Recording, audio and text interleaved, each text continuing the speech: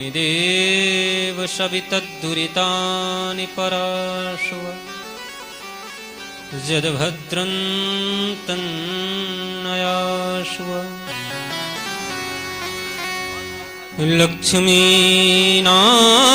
समारंभा नाथयामुन मध्यमा अस्मदाचार्यपर्यन्तां वन्दे गुरुपरम्पराम्।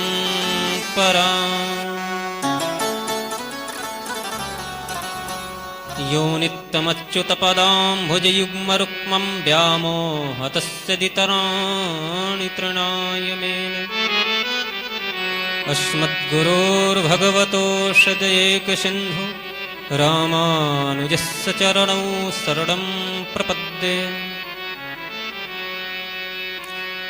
वैदेही सहितं श्रुद्रुमतले हेमे महामण्डपे मध्ये पुस्तकमासने मणिमये वीरासने संस्थितम्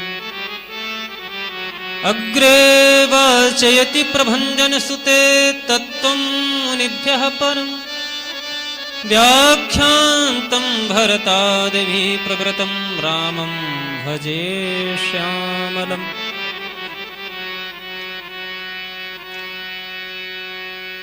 नमोऽस्तु रामाय सलक्ष्मणाय देव्यै च तस्यै जनकात्मजाय नमोऽस्तु रुद्रेन्द्रयमानिलेभ्यो नमोऽस्तु चन्द्रार्कमरुद्गणेभ्यः कृष्णाय वासुदेवाय देवकीनन्दनाय च नन्दगोपकुमाराय गोविन्दाय नमो नमः। श्री प्रह्लाद नारद पराशर पुण्डरीक व्यासाम्बरीश शुकनौशौनक भीष्मदानभ्यां रुक्मां गङ्गदादि अर्जुन वसिष्ठ विभीषणादि इमां पुण्यां परं भागवतं नमामि। व्यासं वसिष्ठनप्तारं सक्ते पौत्रकल्मषं पाराशरात्मजं वन्दे सुक्तातं तपोनिधिम्। भक्त भक्ति भगवंत गुरु चतुरनाम बपुए इनके पद बंदन किए नाशत विघ्नयने। चार जुगन में भगत जे तिनके पग की धूल सर्वस सिर धरि राखिए मेरे जीवन मोह।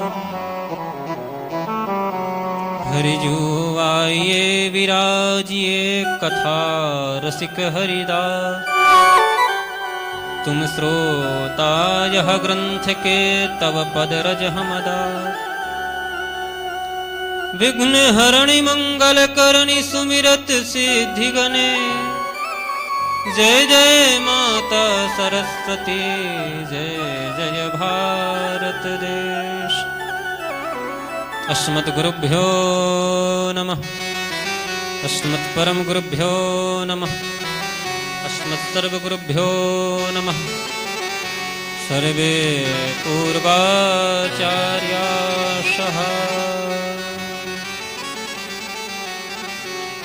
आइए कथा में प्रवेश करें। वैसे आज प्रथम दिवस है और प्रथम दिवस में विलंब हो ही जाता है, लेकिन जो है जो प्राप्त है वही पर्याप्त है। उसी में मन और वाणी को पवित्र करते हुए अपने गति मति अनुसार कथा का श्रवण लाभ प्राप्त करेंगे।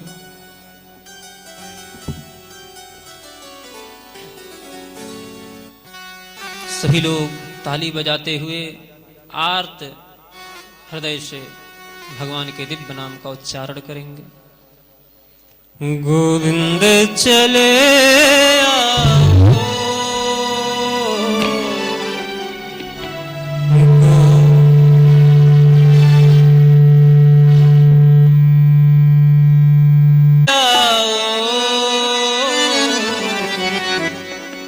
गोपाल चले आओ, गोविंद चले आओ, गोपाल चले आओ, गोविंद चले आओ, गोपाल चले आओ, गोविंद चले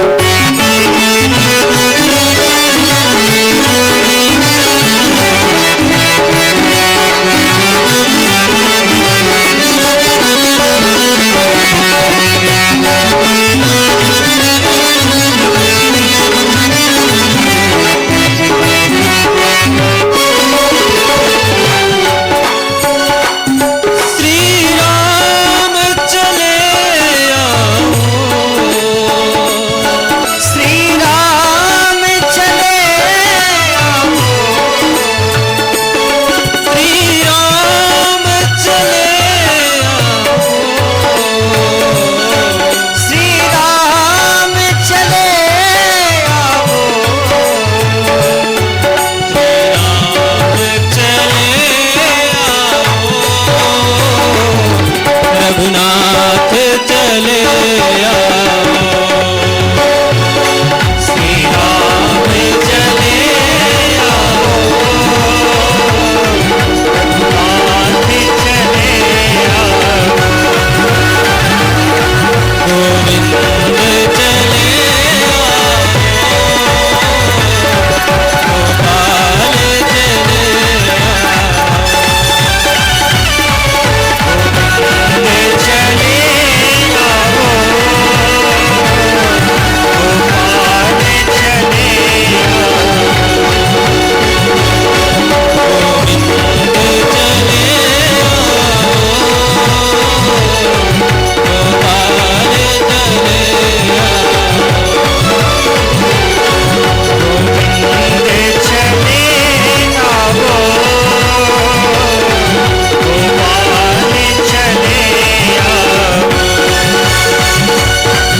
गोविंद चले आओ,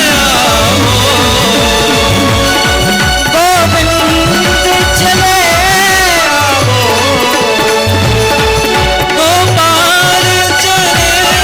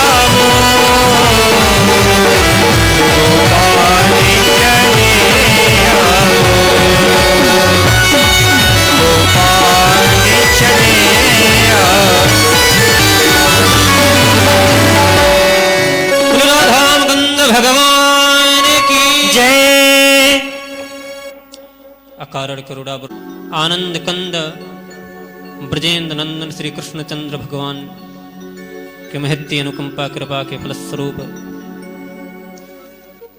अनंत बलवंत मारुति नंदन आंजनेय हनुमान जी महाराज एवं कथा के परम रसिक भगवान भोलेनाथ जी के भावमयी उपस्थिति में साकेतवासी परम बीतराग संत श्री साहब बाबा की पुण्यतिथि पर 8वां है, अब की बार 8वां पुण्यतिथि है,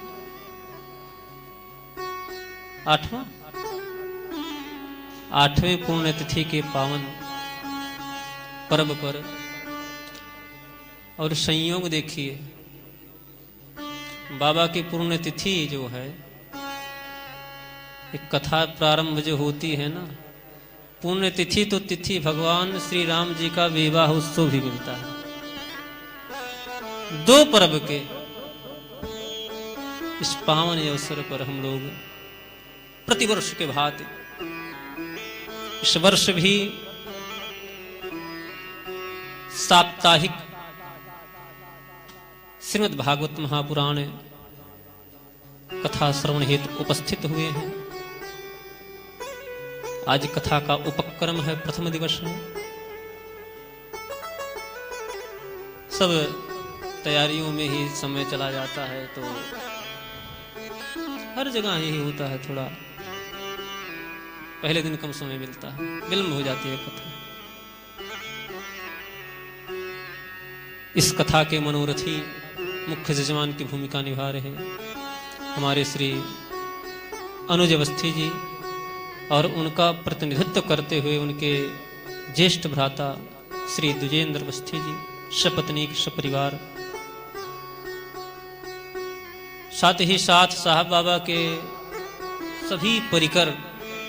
किनका किनका नाम ले, सबका नाम भी हमको नहीं पता है, एक दो लोगों का नाम भी पता है। जैसे हमारे ज्ञान जी हो गए, रूप जी हो गए,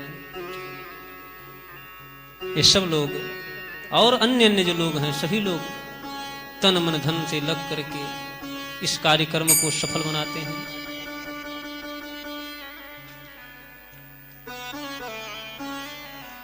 साथ ही साथ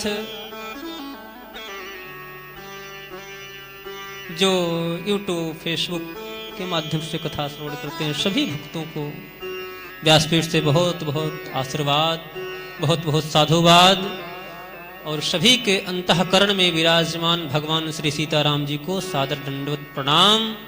सभी को जय जय श्री सीताराम, जय जय श्री राधे श्याम, जय श्रीमन नारायण।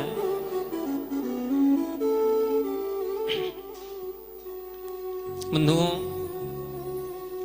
भगवान की महती अनुकंपा कृपा जब होती है तब ऐसा अवसर मिलता है।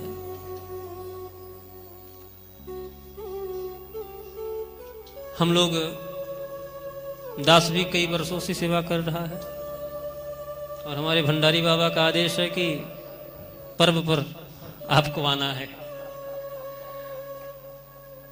इस पर्व पर जो है आना है। हम भी सेवा के लिए तत्पर रहते हैं कि बाबा के सेवा में उपस्थित हो, बाबा के सेवा में कुछ हमारा भी सहयोग हो, वाणी के द्वारा ही। ज्यादा तो कुछ व्यक्ति क्या कर सकता है, वाणी के माध्यम से दास को भी सेवा का अवसर मिलता है। कभी राम कथा, कभी श्रीमद् भागवत महापुराण की कथा, भक्तों के दिव्य दिव्य चरित्र का हम लोग श्रवण लाभ प्राप्त करते हैं। और वैसे यहाँ तो निरंतर कथाएं चलती रहती हैं। हमारी बात होती है तो कभी भागवत कभी राम कथा यहाँ चलती रहती है।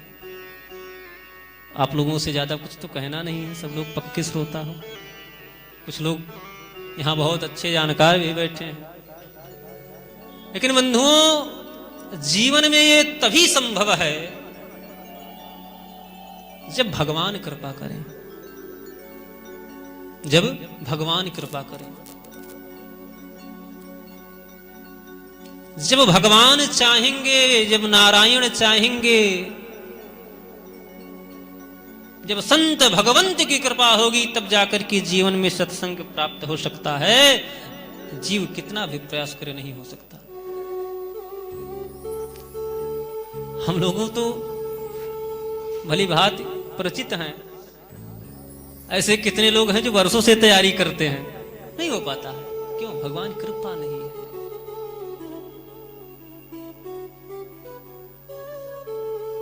ये कथा, ये सत्संग, संत दर्शन, तीर्थ दर्शन, ये तभी संभव है जब नारायण चाहे।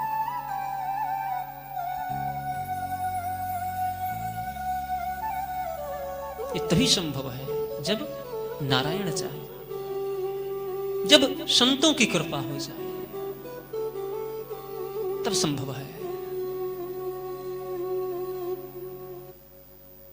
कुछ हमारा प्रारब्ध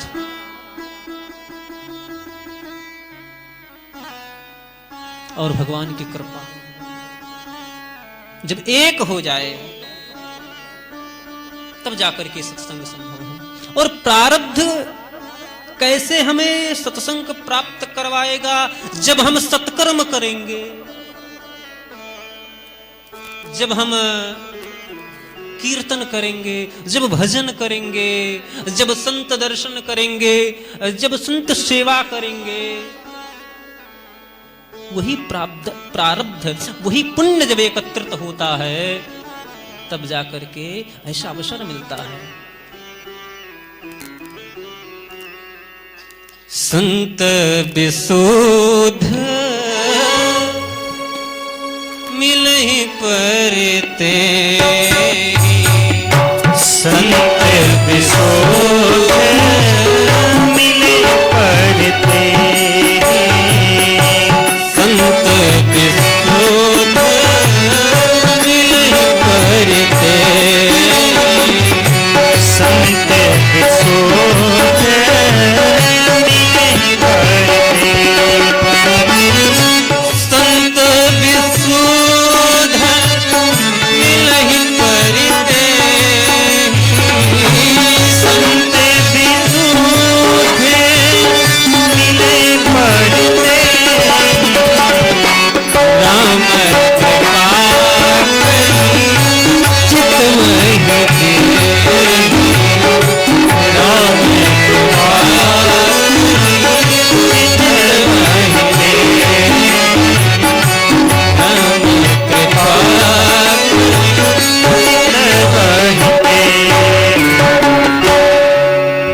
कब मिलेंगे? राम कैसे? भगवान कब देखते हैं? भगवान कब देखते हैं? कृपा करी चित वही जे, जिसको भगवान अपने कृपा कटाक्ष से देखते हैं, अपने कृपा पूर्ण दृष्टि से जब भगवान देखते हैं तो जीव को सत्संग प्राप्त होता है। और भगवान देखते क्यों हैं? जब भगवान सोचते हैं ये जीव जो है ना, ये बहुत महाराज धक्का खाया, कभी यहां कभी वहां कभी वहां, अब इसको मुक्त करना है, इसे मुक्त कर दो। मुक्त होगा कैसे? जब उसे आत्मबोध होगा, जब परमात्मा बोध होगा। बोध कब होगा? जब उसे ज्ञान प्राप्त होगा। ज्ञान कब प्राप्त होगा? जब वो अच्छे आचार्य, अच्छे सतगुरु के शरण में जाएगा, जब सत्संग करेगा, जब वेद वेदांत पुराण शास्त्रों का अध्ययन करेगा, जब श्रवण करेगा, जब मनन करेगा, जब चिंतन करेगा, तब जाकर के उसे आत्मबोध होगा। को हम, मैं कौन हूं? जब ये जिज्ञासा होगी, खुद आया था, मैं क्यों आया हूं, जब ये ज्ञान होगा, तब वो मुक्ति के मार्ग को पकड़ेगा। और ये तभी संभव है जब भगवान कृपा करे, जब आचार्य कृपा करे। और महाराज मुक्त करने के लिए सबसे बड़ा क्या है साधन? बोले नाम। जीव को मुक्त करने का सबसे बड़ा उपाय क्या है? भगवान का नाम, राम कृष्ण नारायण, जो आपको अच्छा लगे। बोले महाराज इतना नाम, भैया कुछ लोग भ्रमित रहे तो महाराज क्या करें, किसका भजन करें, किसका जप करें? कपड़े की दुकान पे जाते हो, भैया कॉटन का कपड़ा दिखाओ, बढ़िया शुद्ध। अब आपको क्या चाहिए? उसके पास तो कपड़े हैं, उसके पास शर्ट भी है, कुर्ता भी है, आपको चाहिए क्या?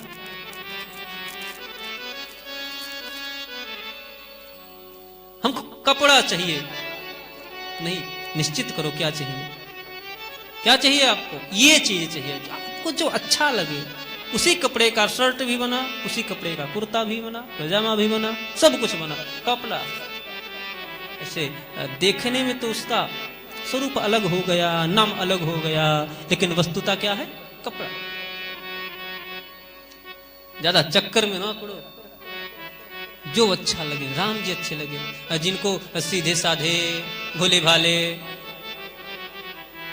राम जी, जिनको कृष्ण अच्छे लगे, जिनको नारायण अच्छे लगे, जो अच्छे लगे उनका भजन करो, मुक्त हो जाओ। अच्छा नाम है क्या? बोले महाराज ये पूरी भागवत नाम ही है। पूरी भागवत क्या है? नाम ही है। पूरी राम कथा क्या है? बोले भगवान के नाम ही है महाराज। पूरे रामचरितमानस 4 चौपाई को छोड़ दो तो सारे के सारे भगवान के नाम ही हैं। सब में नाम की महिमा तो है। हम भागवत सुनते हैं, आगे हम कथा सुनेंगे अजामिल का, अन्य अन्य कथा, ये सब क्या है? ये सब बोले नाम है महाराज, नाम लेकर मुक्त हुए हैं। तो ये पूरी भागवत नाम है। आखिरी में ये भी कहते हैं नाम संकीर्तनम यस्य सर्व पाप प्रणाशनम। भागवत का जो सार है वो नाम है बंधुओं। इसलिए आत्मबोध मुक्ति प्राप्त करना है तो सत्संग करो, जितना हो सके कीर्तन करो, नाम जप करो। कुछ लोग कहते हैं ये भी महाराज हम गुरुमुख नहीं हुए तो हम क्या करें? वैसे तो शास्त्रीय विधान है कि आप बिना गुरु से पढ़े, बिना गुरु से ज्ञान लिए कोई मंत्र नहीं जप सकते हो, कोई पाठ नहीं कर सकते। लेकिन महाराज एक में छूट है। बोले क्या? बोले नाम। नाम महाराज आप संपन्न हो या ना संपन्न हो, आप नाम जपो। नाम में कोई ये नहीं है कि हम जब दीक्षा प्राप्त करें जप करें, ना, जैसे मन करे तैसे जप करें। नाम में ज्यादा विचार भी नहीं है, मंत्र में तो विचार है।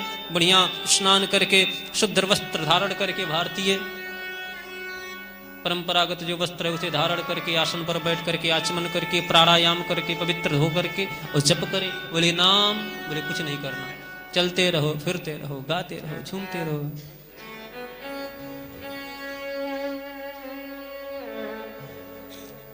बंधुओं,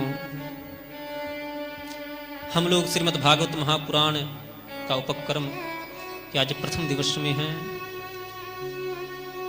ये 12 स्कंध 335 अध्याय 18,000 श्लोक,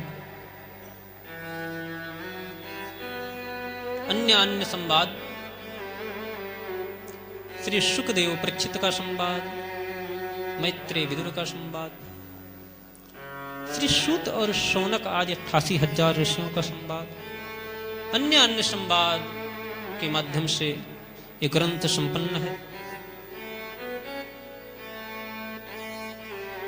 हर ग्रंथ का जो है महाराज महात्म्य होता है। महात्म्य क्या है? बोले विषय वस्तु को दर्शाता है। जैसे आजकल कोई हम वस्तु लेने जाते हैं तो उसमें क्या खूबी है देखते हैं। बाइक लेने गए, फोन लेने गए तो इसमें क्या खूबी है, ये कितने घंटे चलेगा, क्या होगा क्या नहीं होगा, होता है ना। ऐसे गुण को दर्शाता है। महात्मा मतलब महत्व।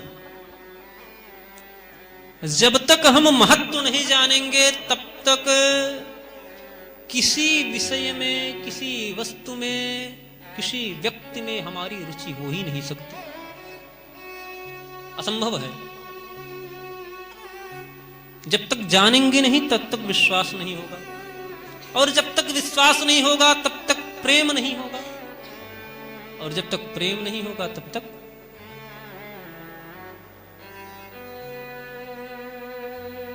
भक्ति नहीं मिलेगी। बंधुओं,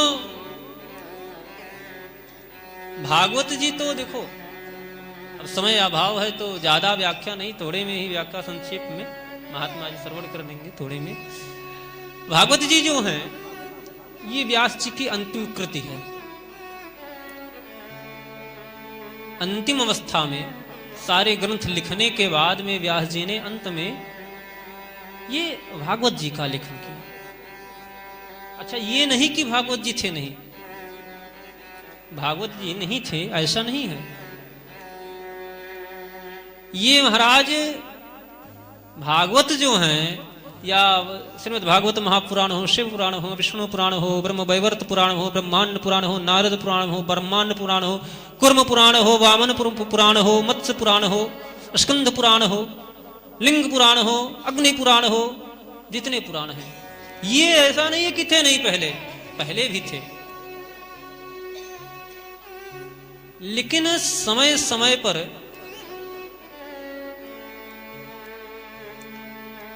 हर चतुर्युगी में, सतयुग, त्रेता, द्वापर, सतयुग में, त्रेता में, द्वापर में, कलयुग में भगवान लीला करते हैं।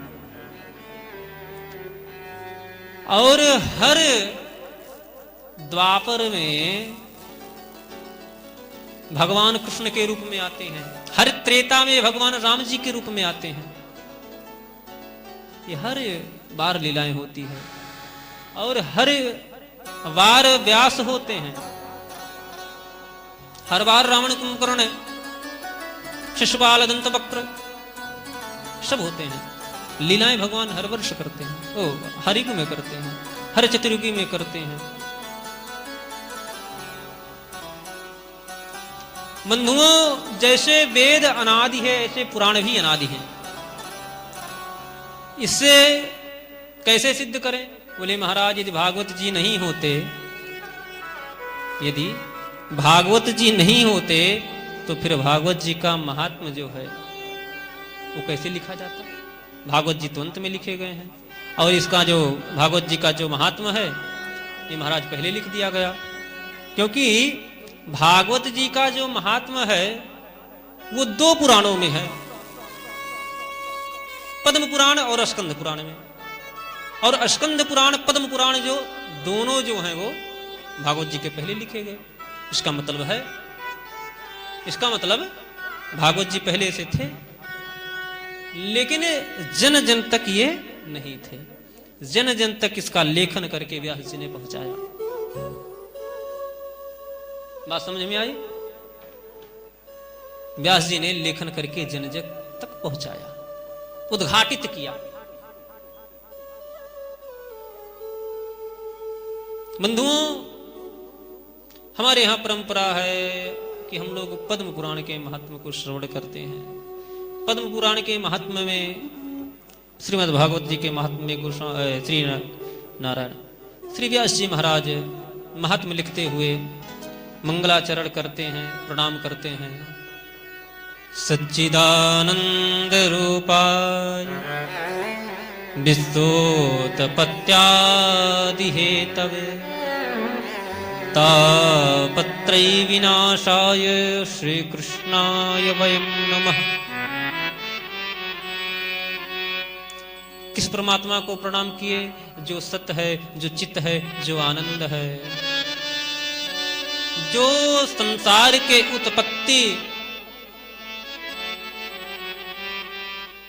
पालन और संहार का मुख्य कारण है, जिससे सारे संसार प्रकट होते हैं, चलते हैं और फिर विलीन हो जाते हैं। क्योंकि जब मनवंतर बीतता है तो सब जलमग्न हो जाता है। और महाराज बोले, जो दैहिक, दैविक, भौतिक तीनों तापों को नष्ट कर देता है, बोले है कौन? बोले श्री कृष्णाय वयं नमः। वो भगवान श्री कृष्ण है। श्री मतलब राधा, श्री मतलब लक्ष्मी। ये सबकी हम व्याख्या कर चुके हैं, इसलिए ज्यादा व्याख्या नहीं करेंगे। नारायण नैमिषारण्य में, अब नैमिषारण्य के विषय में ज्यादा तो बताना नहीं है क्योंकि हम लोग बगल में हैं, नैमिषारण्य से भली भांति परिचित हैं। अब नैमिषारण्य के विषय में बहुत बताना पड़े, वृंदावन अयोध्या के विषय में तो फिर कहना है क्या। नैमिषारण्य में 88,000 सौनकादि महात्मा विराजमान है। नारायण उन्होंने ब्रह्मा जी से कहा कि महाराज कलयुग आने वाला है, हम क्या करें? हमें कलयुग से बचना है, कैसे बचेंगे? बोले सत्संग करेंगे तो कलयुग नहीं पकड़ेगा, तो कहां करें? अब ऐसी जगह सत्संग करें कि जहां कोई हमको छेड़ने ना आए, नहीं कोई आए पहुंचे, हे महाराज भाई उठाओ अपना पोथी और ये सब तकत वकत हटाओ, चलो निकलो। हम लोग सत्संग करें, बगल में कोई आकर के डीजे बजाए, ऐसा भी ना हो। शांत जगह हो, पवित्र स्थल हो। ब्रह्मा जी ने चक्र भेजा और चक्र आकर के नैमिषारण्य के पावन धरा पर जहां चक्र तीर्थ है वहां विलीन हो गया। पृथ्वी का वेदन करते हुए चला गया महाराज। ब्रह्मा जी ने कहा कि ठीक है आप लोग वहीं जाओ और वहां पर आप लोग सत्संग करो। आए नैमिषारण्य में एक सुंदर वेदी बनाए, व्यासपीठ बनाए, वहां से सब लोग अच्छे अच्छे पुष्प पत्ते चुन करके बढ़िया से सजावट की, प्रार्थना किए। श्री सूत जी महाराज आकर के उस व्यासपीठ पर विराजमान हुए, सूत जी को प्रणाम किए और उन 88,000 महात्माओं में जो सबसे ज्ञान वृद्ध हैं, वयोवृद्ध हैं, अनुभव वृद्ध हैं, सबसे श्रेष्ठ जो हैं उनको अगुवा बनाया गया। जैसे भाई 1,000 लोग हों और सबके मन में जिज्ञासा हो, हम प्रश्न करें।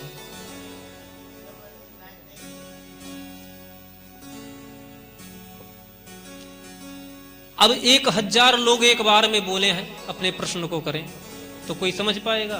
बोले नहीं, एक को मुखिया बनना पड़ेगा, वो पूछे और सब सुनो। तो 88,000 सौनकादि जो ऋषि हैं उनके जो मुख्य हैं वो कौन है? सूत जी, नारायण शौनक जी महाराज। शौनक जी महाराज हाथ जोड़ करके और प्रणाम करते हुए कहे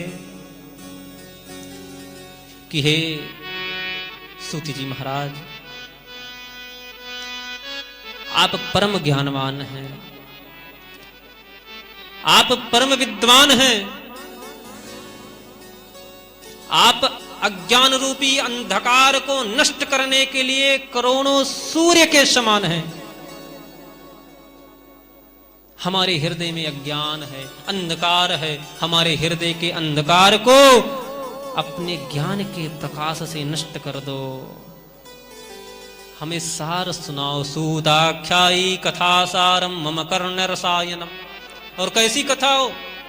बोले महाराज औषधि का कार्य करे। मम कर्ण रसायनम, मेरे कर्ण जो हैं उन कर्ण को अमृत के तरह कार्य करे। और कैसी कथा? भक्ति ज्ञान विरागाप्तो विवेको वर्धते महा। जो भक्ति, ऐसा कथा ना सुनो महाराज, ऐसा सत्संग ना करो कि जो बची कुची भक्ति है वो भी नष्ट हो जाए। ऐसी भी कथाएं होने लगी हैं। कथा क्या हो तो महाराज सब घंटा ढार कर दे रहे हैं। ऐसे कथावाचक लोग, भगवान उनको भी ध्यान दें, उनके ऊपर भी। ऐसे कथा, ऐसा सत्संग ना हो जिससे भक्ति ज्ञान जो है वो भी नष्ट हो जाए।